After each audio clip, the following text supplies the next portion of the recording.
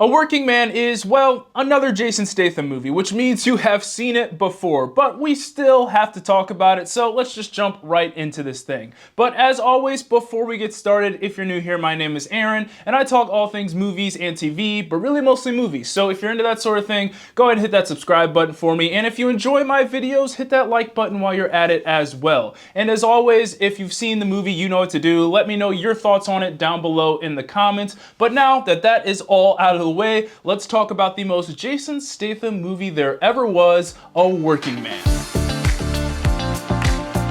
Now look, I'm not gonna make this review any longer than it needs to be because, let's be honest, there's not much to talk about with this film. It's a Jason Statham movie about Jason Statham doing Jason Statham things. And honestly, I could probably end the review right there because that's really all you need to know about this thing. But I'm not gonna do that because I feel like I'd be doing you a disservice with that. So let's just get right into what could be the shortest review of all time. So this is directed by David Ayer, who also directed Beekeeper a couple of years back with Jason Statham as well. And this movie pretty much just feels like a sequel to that movie, but with a different job. So in A Working Man, we follow Jason Statham, who works in construction and of course has a military background. So when his boss's daughter is kidnapped, yes, you guessed it, he goes after her to save her. Jumping right into the good, and the first thing I have here is of course Jason Statham. Now you go to see a movie like this just because of Jason Statham. You want to see him beat up the bad guys and say cool one-liners while he's doing it. And that's exactly what he does in this film. It's safe to say that yes, Jason Statham just plays Jason Statham again in this film. And I can't sit here and say that I hate that because I don't. Whether the movie is good or bad, it's always fun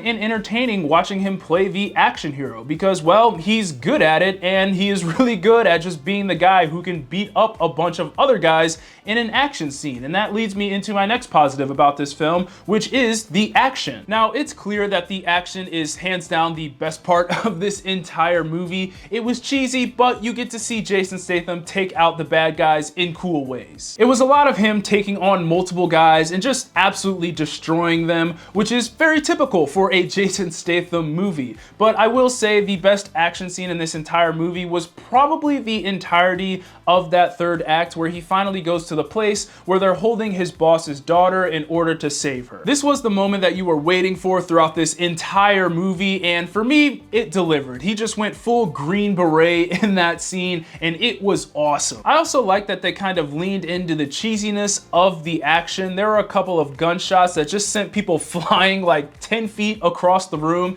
and that always makes for good entertainment. Moving on to the so-so, and the only thing I have here is that this movie is extremely predictable. As I said earlier in the video, this is the most Jason Statham movie there is. It hits just about every action trope slash cliche in the book. It's a guy working a normal job who has a secret past of usually being in the military, an assassin, or some type of spy, which gives him a particular set of skills. And of course, they claim that life is behind them and they are no longer that person anymore, but then someone they care about gets hurt, and of course they snap right back to their old selves in order to go after and save that person. So yes, you have seen this movie a million times before, but I will give this film a little bit of credit because it does know that and it kind of plays into it at times. And finally, getting into the bad, and honestly I could put everything except the action and Jason Statham in this category, but I'll kind of sum that all up and just say the story. And yes, as you guessed it, the story in this movie was pretty lackluster. It's pretty much just Jason Statham going from guy to guy until he reaches the top of the chain, but instead of taking the straightforward approach with that, this movie was kind of all over the place and just felt messy. And at times it just felt like you were waiting for the next action scene to happen because everything in between those action scenes